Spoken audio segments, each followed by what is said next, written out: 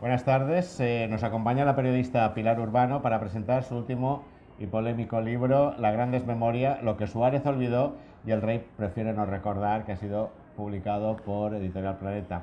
Un concienzudo trabajo de más de 900 páginas que ha sido publicado con motivo del 33 aniversario del 23F.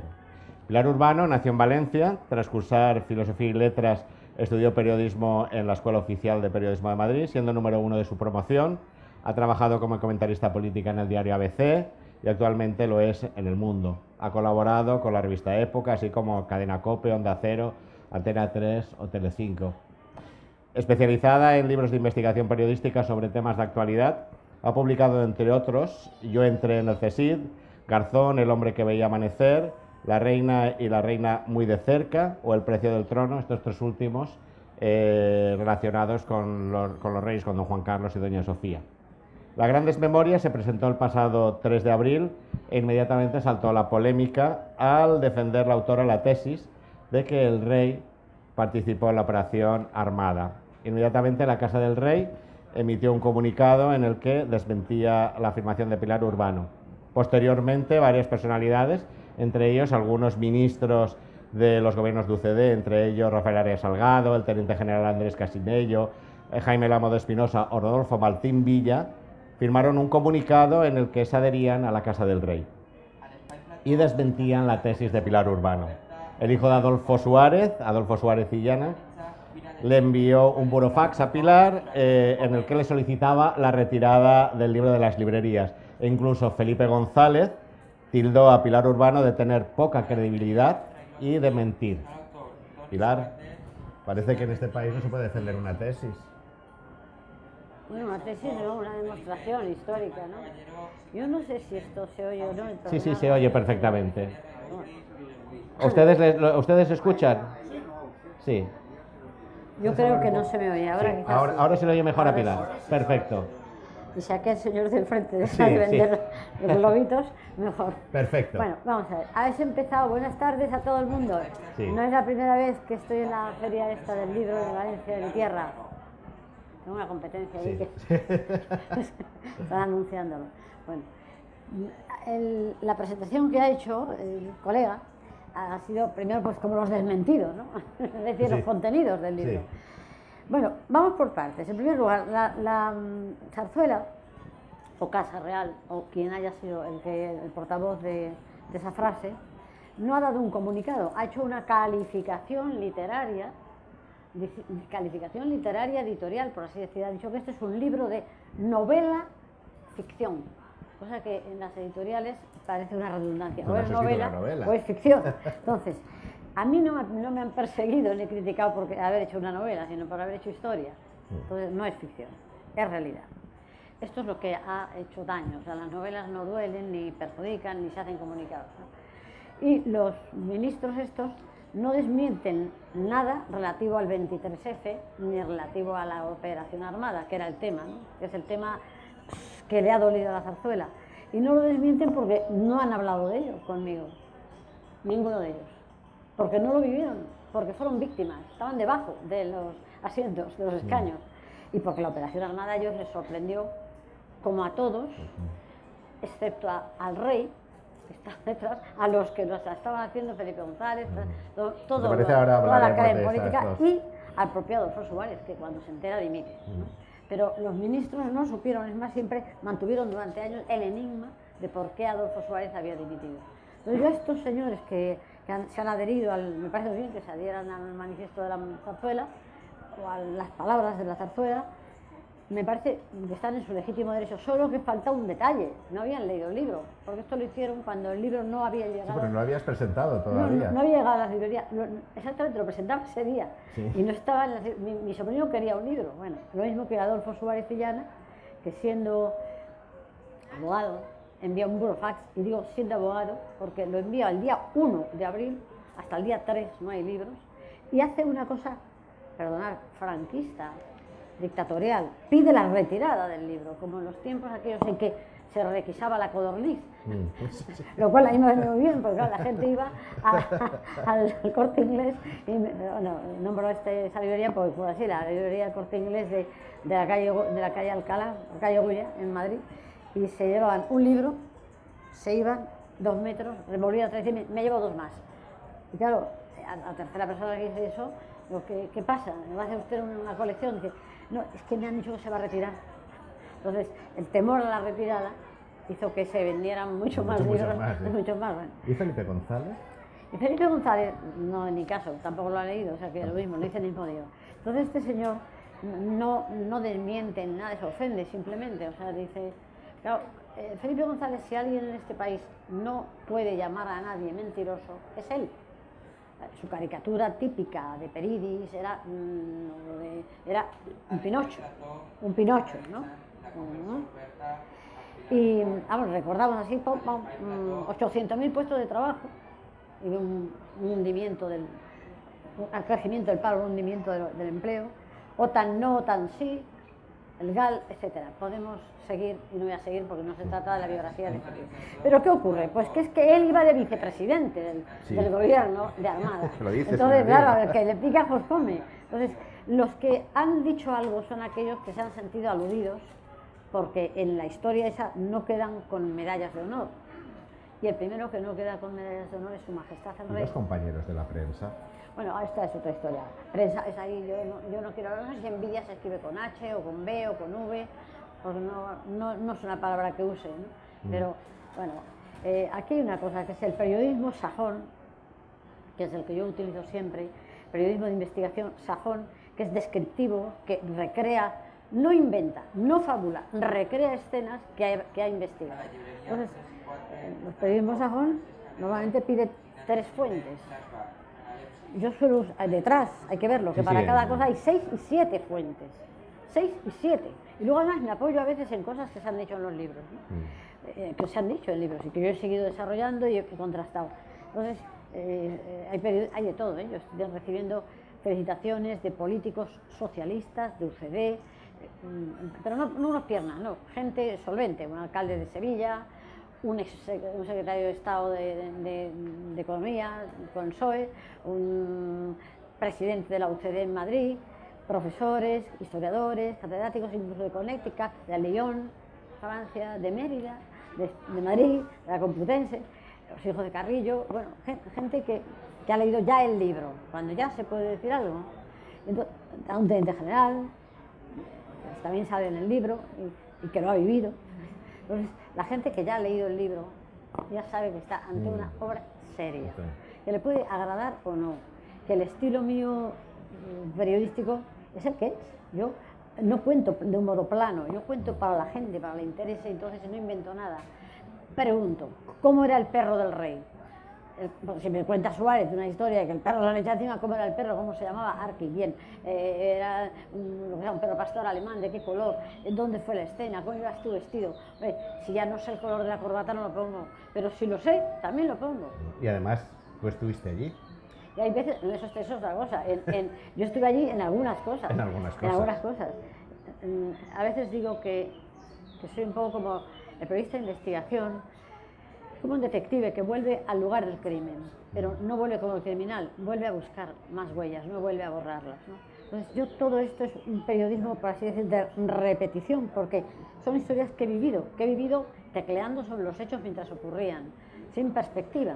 Es como trabaja el periodista, ves lo que ocurre, tomas nota, lo cuentas, vas a la redacción o lo telefoneas, vuelves a otra cosa, pero no sabes que detrás de aquel telón negro hay una tramoya, hay unos hilos, hay alguien que mueve los hilos, hay otro argumento, en este caso pues miedos, búnker, tutelas americanas, una operación armada para que la presida un general. Bueno, entonces hay que volver luego para que te den los datos, las piezas del puzzle. Si te parece, vamos a hablar, ya entrar en el contenido del libro. Sí. Tú subrayas que el 23F se compuso de 2 episodios muy distintos. Vayamos al primero, si te parece. La operación armada. Una operación de Estado puesta en marcha en verano de 1980, como tú dices, por el monarca. Antes, primavera. primavera de 1980. Exactamente, más marzo. Y eso me lo dijo, anteayer me lo dijo Alejandro Rojas Marcos.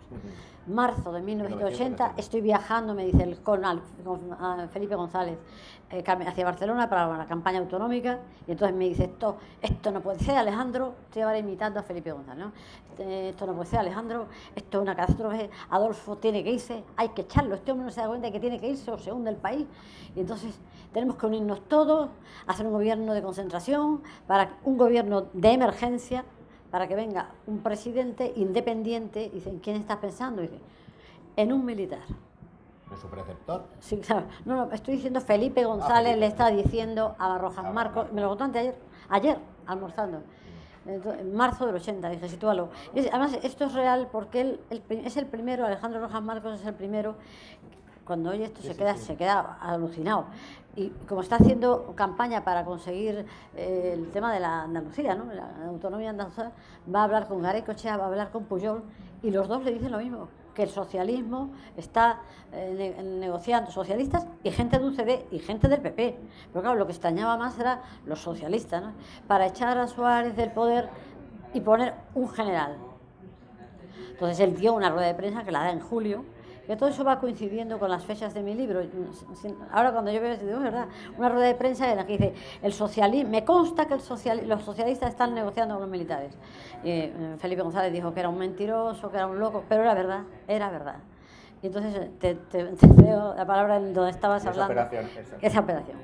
Y esa operación armada finaliza el 11 de febrero de 1981, cuando el rey decide que sea el sucesor de Suárez, Felipe Calvo Sotelo. ¿En qué se fundamenta esta tesis?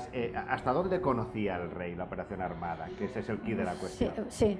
Bueno, lo conoce desde el principio, o sea que en julio, como has señalado muy bien, ya en la primavera del 80, unos miembros del CSID, y en concreto decía, el general Calderón y el comandante Cortina, ofrecen en Zarzuela una cosa, vamos a llamarla como se llamaron ellos, operación de gol a la española, golpe de timón según Tarradellas.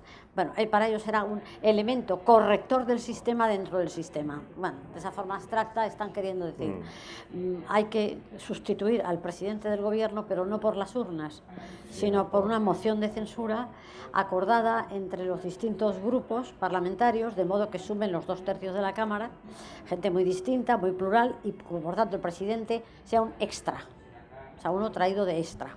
No un extraterrestre, pero sí un extraparlamentario, ¿no? Es una cosa que cabe en la Constitución, cabe, no es anticonstitucional, pero es estrafalario, es extraordinario y es extravagante, ¿no?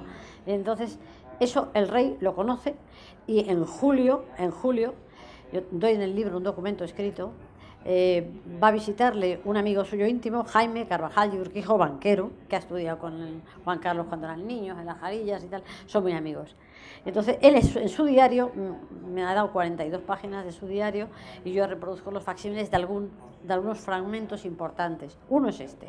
Pone 5 julio 80, 5/julio 80. He visitado al rey, lo encontré en muy buena forma, muy buena forma física, y más distanciado que nunca de Suárez, me habla de sustituirlo por un independiente. Paréntesis, interrogación, cierra paréntesis. Es un documento escrito. En esa misma fecha, Zarzuela, también Zarzuela, Sabino Fernández Campos recibe al general, ahora teniente general, José Ramón Pardo de Santayana. Esto que voy a contar lo podéis leer, si no lo han quitado hoy, en Google. Está colgado todavía la entrevista que le hicieron en su día al teniente general José Ramón Pardo de Santayana, y que él lo cuenta todo esto. Dice, entonces me dice Sabino, me cuenta que el rey lo ve todo catastrófico y tal, pero me dice, mira, por fin se ha acabado ya aquello que nos molestaba tanto de la influencia de Adolfo Suárez en el rey y de esa relación. El rey por fin se ha caído del burro con Suárez. Esta es la frase, el rey por fin se ha caído del burro. Entonces vamos a una operación que ya está en marcha, y que es sustituir a Suárez por un independiente. Y pregunta, ¿un independiente, un banquero, un economista? Dice, no, un independiente, un militar. Y Pardo de Santayana le dice a Sabino, hombre, los militares no sabemos de política. Dice, piensa, a ver, adivina, ¿quién? Dice, no me hagas pensar. Entonces ya se lo dice, Armada. Dice, hombre, ese sí.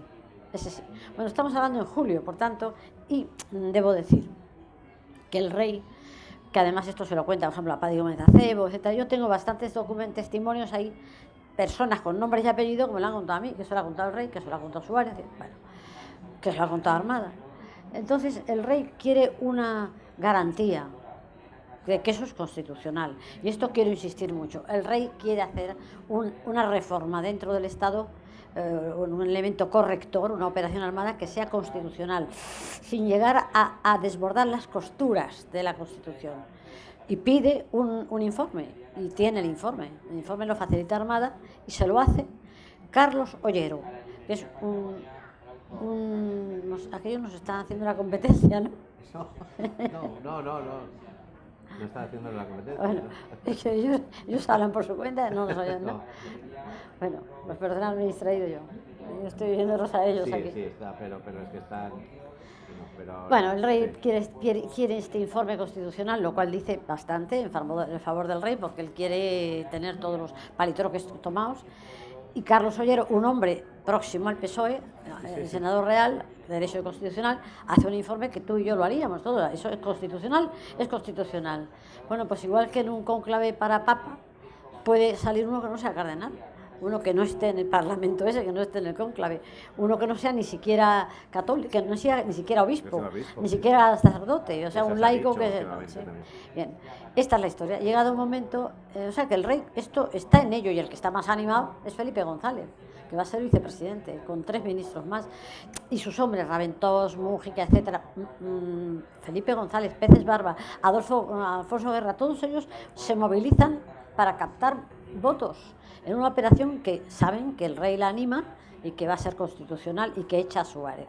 Hasta que Adolfo Suárez se entera por un hombre también del PSOE, por Javier Pradera, el columnista y editorialista del diario El País, que da un aviso a Moncloa y que dice: los socialistas están muñendo esto, y ya hay una caja fuerte con 40 votos pidiendo la moción de censura. Es el momento en que Adolfo Suárez, después de discutir con el rey fuertemente... Sí, que reproduces tú estas conversaciones, se con retira. Palabras muy duras. Con palabras muy duras, sí. Palabras muy duras porque ha habido una conferencia, una confianza, se han hablado de tú, se han tuteado, y cuando dos personas se quieren y han tenido confianza de eso, de cuando no eran nadie... ¿Por qué se deteriora la relación entre ellos? Pues se deteriora porque Adolfo Suárez se independiza. O sea, en el año 79 Adolfo Suárez ya no se debe al dedo del rey, ha salido de las urnas, y entonces empieza a hacer su propia política. Lo primero que dice al rey es... Que se lo echan en cara en el libro. Sí. Se lo echan en cara. Se lo echan en cara. Él lo primero que le dice al rey es: tengo que defender al rey del rey mismo. Esto se lo he oído yo muchas veces a Adolfo. Tengo que defender al rey del rey mismo. Y una de las cosas que tengo que enseñarle al rey es a reinar. Esto es muy fuerte. ¿De qué es eso de reinar? Reinar quiere decir que es que no borbonee, que él no gobierna, que el que gobierna soy yo. Entonces, bueno, a veces ahí el rey puentea, el rey recibe a militares y escucha demasiado, y templa gaitas en vez de corregir, en vez de, etcétera. Bueno, entonces hay mucho, es muy largo decir por qué se rompen las relaciones. Hay un factor humano de independencia, hay de celos, y hay también un factor político, o sea, la tutela americana. Adolfo Suárez, digámoslo claramente, está el no OTAN. Arafat, Castro, Fidel Castro, los neutrales, los no alineados, etcétera. Y el rey está comprometido a que España entre en la OTAN. Va a ser lo primero que diga Leopoldo Calvo Sotelo, y era lo que iba a hacer Armada. Luego, la economía está embarrancada, los banqueros se quejan, los militares siguen sin aceptar la legalización del Partido Comunista, etc. Quiso echar el freno. Miedo al ejército, miedo a... Echar el freno al rey en la transición. Sí, no, en esta toda operación, un momento el rey sabe que el enemigo de la democracia, es fuerte decirlo así, pero vamos, el que retranquea la democracia es el ejército. Entonces, son los tenientes generales los que van a quejarse. No quieren Estado de autonomía, no quieren comunismo, no quieren partidos, no quieren los obreros en los escaños, lo dicen así de claro, no quieren la división sindical. Entonces, se oponen a casi todo, ¿no? Entonces, en este libro se cuenta también cómo el rey no es motor, sino freno del cambio. No porque no quiera la democracia, sino porque la quiere con un ritmo distinto, más lento, menos vehemente, menos apresurado del que tiene Adolfo Suárez.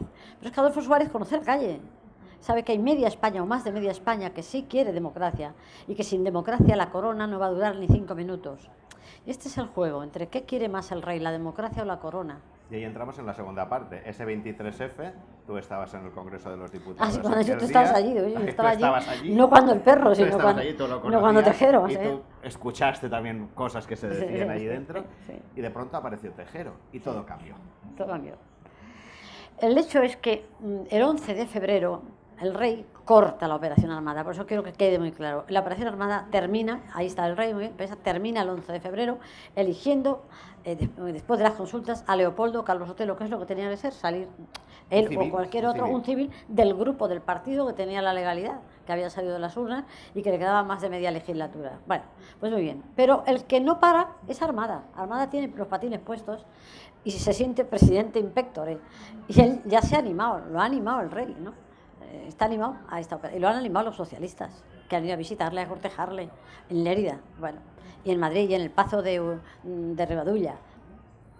Entonces, en un fin de semana prácticamente se improvisa el 23F. De hecho, es llamativo, la gente tiene que pensar, es verdad, el día 21, 21 de madrugada 22 de febrero, es cuando se conocen Cortina, Tejero, Armada. No se conocían. Se conocen esa noche, es improvisado. Tejero cuando dice yo no puedo parar a mis hombres, no es verdad, no tiene hombres, los va reclutando de Pinto, de Valdemoro, del Escorial, de la Escuela de Guardias Jóvenes, de la agrupación de tráfico de Guzmán el Bueno. Por eso aquel día, los que estábamos allí, no sabíamos si aquello era carnaval, una zarzuela o qué era, o si eran la ETA disfrazados de Guardia Civil, porque cada uno llevaba una indumentaria distinta, no había una uniformidad común, no había una sola unidad de mando. Entonces, claro, yo le pregunté a Tejero, ¿qué pasa aquí? ¿Quién es el jefe? Y me contesta, ¿el jefe? Y me dice, yo. Me dice, la autoridad. Dijo, la autoridad. Contestó con una abstracción. Bueno, ¿qué más? ¿Qué pasó esa noche allí? ¿Qué escuchaste? No, en esa noche, yo en el libro, yo ya escribí un libro sobre el 23F, con la venia, yo indagué el 23F, basado en la operación militar, en el golpe de Estado militar. Este es un golpe de gobierno civil. Y esta vez lo sitúo en la zarzuela, que es lo que me interesaba saber, qué pasó en la zarzuela. Yo no estuve allí, tengo que hablar con muchos testigos. Entonces, muchos testigos que estaban, desde la gente que fue a grabar la televisión, Picatoste. Pero tú sabes muchas cosas de zarzuela. Bueno, claro, pero por eso lo sitúo en zarzuela, porque había hablado mucho con Sabino. Estaba también la reina también me había contado cosas, la reina me contó cosas del 23F, el rey en su momento, Manolo Parado Colón de Carvajal, amigo del rey, que estaba también aquel día, Jesús Picatoste, que fue con los cables y todo el tema de las cámaras de televisión, y claro, la historia de la grabación te va dando idea de que no quieren grabar, de que no hay discurso preparado, todo es Fernando Castedo de televisión, Sabino Fernández Campos, Luis Gómez Acebo, que es el cuñado del rey. Y Padre Gómez Acebo, que no estaba allí, pero no también, incluso la princesa Irene de Grecia, que estaba allí. En fin, que hay una plétora de gente, algún ayudante militar, 2 ayudantes de campo, de los que no debo dar el nombre porque están en la carrera activa todavía, bueno, pero que van completando, ¿no?, todos los diálogos y todo lo que ocurre allí durante las 17 horas, ¿no? Hay una conversación muy sugerente, muy sugestiva, de una llamada telefónica de una mujer que está en el Congreso, que es una socialista, Ana Balletbó, es una socialista catalana, que estaba embarazada de gemelos, y que Tejero, del temor de que allí hubiera un parto doble, la dejó salir. Yo la vi allí en el Parlamento, la dejó salir. Entonces esta mujer, al salir, pues se encuentra libre del acoso aquel, del asalto, y se va rápidamente a un despachito clandestino con una amiga que tenía y quiere llamar a la zarzuela. No tiene el teléfono de la zarzuela ni ha llamado nunca. En Madrid hay un teatro que se llama el Teatro de la Zarzuela, y cuando pide la zarzuela le pusieron con el teatro. Hasta que ya al final llama a Pujol, a Cataluña, y le dice, oye, Pujol, presidente, tú tendrías, se lo dice en catalán, ¿no tendrías el teléfono del rey? Y dice Pujol, ¿del rey? Y dice, ¿para qué quieres hablar con el rey? Y dice, hombre, no sé, yo vengo del Congreso, yo creo que este chico algo tendrá que ver con lo que ha pasado allí. Bueno, entonces ella llama a la zarzuela y pide hablar con el rey. Bueno, dice, acabo de salir de Congreso, soy la diputada Ana Balletbó del Grupo Socialista, un momento, y le dice Mondejar, le paso directamente, ¿viene usted al Congreso? Le paso con el rey. Y ella, como no tiene costumbre de hablar con su majestad, pues dice, señor rey, señor rey, soy Ana Valledbó, me presento. Bueno, y el rey se interesa muchísimo de quiénes, si hay muertos, si hay heridos, qué ha ocurrido, quiénes son los que han entrado, si son militares, si son policías, si son guardias civiles, quiere saber. Es decir, que el rey está sorprendido de lo que ha ocurrido y tal. Entonces, ella, sorprendido, muy bien, o por lo menos es lo que ella capta. Pero entonces ella le pregunta, señor rey, ¿y esto qué es? ¿Esto que está ocurriendo qué es? Y hay una frase que es la que yo quiero subrayar aquí, que para mí es un enigma. Y dice el rey, bueno, nada, esto es alguien que se ha puesto nervioso, se ha precipitado y ha hecho una tontería. La frase de se ha precipitado quiere decir como que lo ha hecho antes de tiempo, ¿no? O sea, no sé que había otro tiempo de hacerlo. Bueno, es una mala frase, ¿no? Pongamos que el rey ha estado nervioso. Bueno, pero es que en Zarzuela, pocos minutos antes, se había dicho otra frase, ¿no? Tiros en el Congreso, esto no era lo previsto. Claro, ¿qué es lo que no era lo previsto? La entrada en el Congreso o los tiros, ¿no? Indudablemente esa operación no la puede aceptar el rey y no la acepta. Ahora, ¿cuándo el rey corta el golpe? A la 1:13 de la madrugada. Es decir, inmediatamente después de que Armada ha telefoneado y ha dicho, he fracasado después de hablar con Tejero, este hombre está irreductible. O sea, cuando Tejero no le ha dejado entrar. Cuando Armada le ha enseñado a Tejero en la lista de gobierno, en la que va de vicepresidente Felipe González y donde va 3 o 4 socialistas, 2 comunistas, varios de UCD, tal, 2 generales. Y entonces Tejero dice, yo para que gobiernen, para quitar a Suárez y que gobierne usted con un montón de comunistas y socialistas, yo no me juego a los bigotes ni la carrera de mis hombres. Y él es el que para el golpe. ¿La reina influyó? Nada. ¿No había miedo de que ocurriera lo que había ocurrido nada. en Grecia Lo único, con su hermano? Sí, su hermano sí, Constantino sí. Constantino llamó desde... O sea, la reina pues paró las agujas del reloj para cuando la grabación televisiva, pasaba sándwiches, pero la reina no tenía ni idea. En algún momento dijo, ¿por qué mi marido no da orden de que se vayan del Congreso los guardias civiles? Entonces Sabino le explicó, señora, por qué no puede hacerlo, ¿no?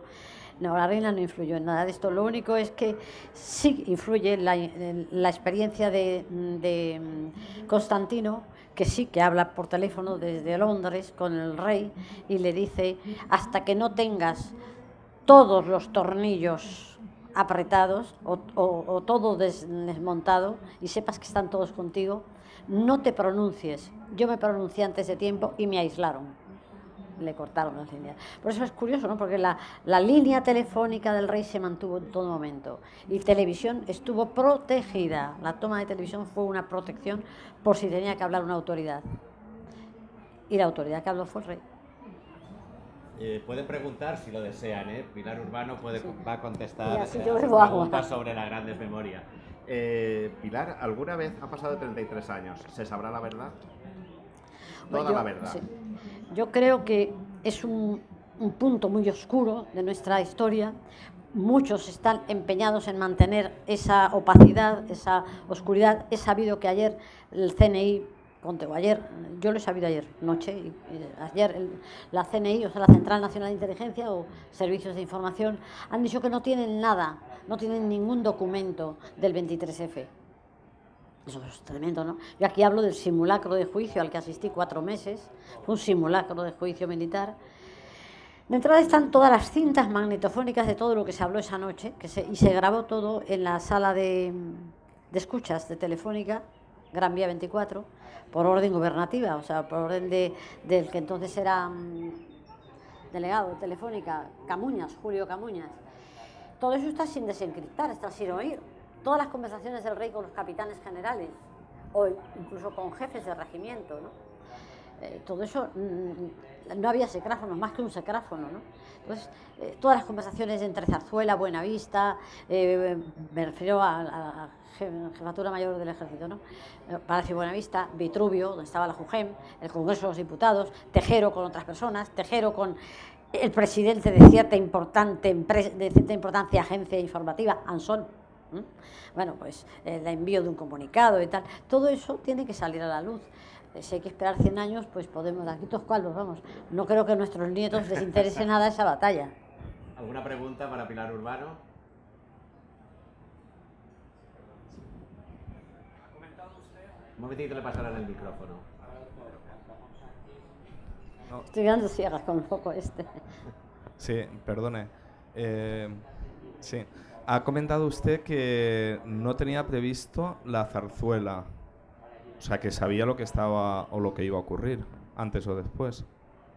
No le he entendido la pregunta. Sí. Que habías comentado que Zarzuela no tenía previsto lo que iba a ocurrir después. Ah, sí. No tenía previsto la acción de Tejero. No, Entonces, al parecer, dicen, tiros en el Congreso no era lo previsto. Lo que no sé es si no estaba previsto la entrada de Tejero, o los tiros, o esa entrada así, o que fuera a ocurrir algo. Yo digo la frase, lo que no puedo es meterme en el cerebro de quien estaba. Digo, es una frase inexplicable, bien explicada, a lo mejor se puede explicar, inexplicable no se podrá explicar. Yo no la entiendo muy bien, no sé qué quiere decir, ¿no? Es posible que el rey no supiera que iba a ocurrir nada el 23F. El CSIC sí lo sabía, y Armada también lo sabía, y Tejero también lo sabía, y Milans también lo sabía, y la gente de Milans también, o sea, demasiada gente en un secreto. De momento lo dejamos utilizando un subjuntivo. ¿Alguna pregunta? Tengo que decir, sí, que el rey no le gustó aquello. Al rey aquello no le gustó y se oponía a aquello. Lo que pasa es que no se opuso inmediatamente, se opuso a la 1:15 oficialmente, ¿no? Más preguntas.